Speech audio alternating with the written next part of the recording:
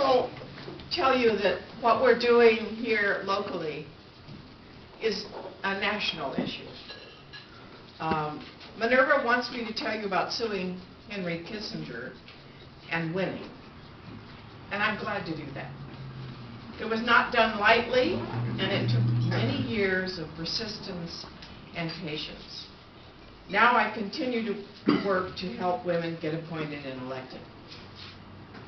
Right out of college in 1956, I went into the U.S. Foreign Service after passing rigorous written and oral examinations. At the time, only 4.6% of U.S. career diplomats were women.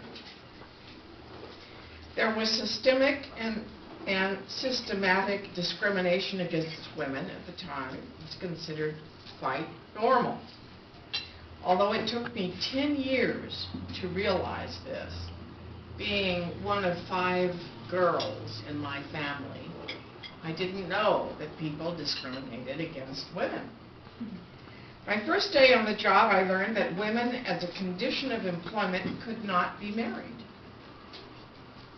They did not volunteer this information, but I learned it when all newcomers were asked what their assignment preferences were, and I said Moscow, Warsaw, and Prague, because that was my undergraduate specialty at USC, School of International Relations, was Eastern Europe and communism.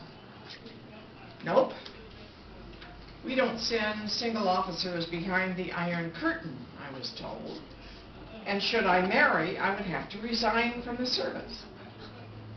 It turns out that the Personnel Office required its employees to be available for worldwide service, and women's residences were presumed to be wherever their husbands were. Less concrete but more chilling was personnel's assumption that should the Soviets attempt blackmail by arranging for the seduction of American diplomats, women would be more likely than men to betray their country than their communist lover. So I had to choose another geographic specialty and abandon my university background. I chose India and South Asia. Over the years, I was told that I would not be assigned to Middle Eastern countries as they looked down on women, nor trained in Arabic or Japanese language for the same reason. I could be a consular officer issuing visas and passports, but not a political one, analyzing events and trends and recommending policy. So we organized. Women officers, secretaries, and wives.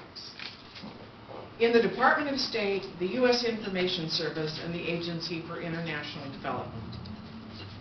Women officers found that they were placed in occupational specialties that had low career ceilings. They were librarians. They were deputies. They were commercial officers. They were consular officers. They were budget and fiscal officers. But the officers getting promotions were the political officers and the economic officers. Women were also having difficulty being assigned to many areas of the world: the Middle East, Latin America, Asia, even Europe, where women were seen as subordinate. So through brown bag lunches and evening meetings, we began collecting evidence and confronting management with the results. And the doors began to open. President Nixon in 1970, he's not my favorite, but this is my favorite thing he did, signed an executive order extending Title VI, which banned discrimination, to the federal workforce. The department began the slow process of reorienting its personnel policies and rewriting its regulations. Even 5 years later, women were still at a serious disadvantage in passing the written exam, in their promotions, and getting career enhancing assignments. The department's head of personnel told us that women were not perceived as leaders after we complained that there were too few women ambassadors and office directors. My colleague filed a class action lawsuit charging sex discrimination against the Secretary of State after she was refused assignments to Africa as being too dangerous a place for a woman. My organization, the Women's Action Organization of State, USIA, and AID, joined the suit in 1976. As the Women's Action Organization president, I was a named plaintiff. A great deal of our evidence was just statistical, disparate impact, the sheer number of women at the lower levels, and fewer promotions told our story. We lost in the lower court in 1986, but won on appeal. And so Henry Kissinger and later secretaries of state had to work to understand what were the barriers to women's employment in the first place and their advancement, and try to remove those barriers.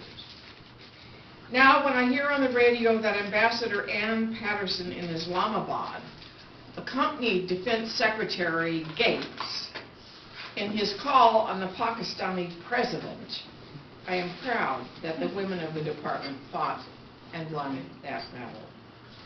Today, women make up over 36% of the career diplomats, and there are many more women in leadership positions in the career service. And I don't have to tell you that after Hillary Clinton, Condoleezza Rice, and Madeleine Albright have been appointed by the Secretary of State, has been appointed Secretary of State by the President, that we have come a long way, even though there's a lot yet to be done. But there are only cracks in the highest glass ceiling, the U.S. presidency, and we are losing ground in both the number of women elected to the House of Representatives and in state legislatures across the country. We desperately need to encourage women to run for local office, for school and college boards, for city councils, in order to fill the political pipeline so that we will have good candidates to run when Barbara Boxer and Dianne Feinstein step down. Women legislators and government executives make a difference in passage of legislation that is more friendly to families and children, more effective in their enforcement. This is the reason why I continue my commitment to work towards equality for women through the National Women's Political Caucus at the national, state, and local levels. Tonight I have brought with me Judith Hirschberg, who is the Southern Regional Director of the National Women's Political Caucus of California.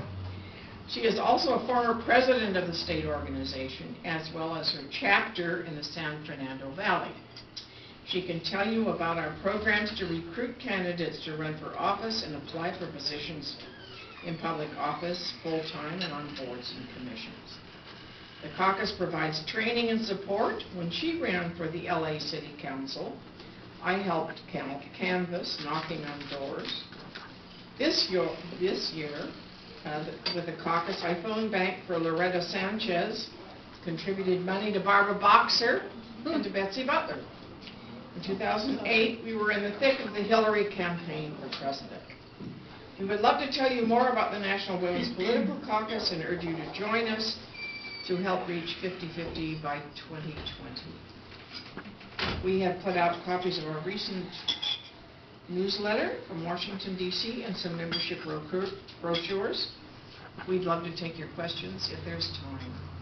And my colleague Judith also has information. She is with the caucus here in the San Fernando Valley. I think that maybe over the mountains we can include you. And we'd love to have you.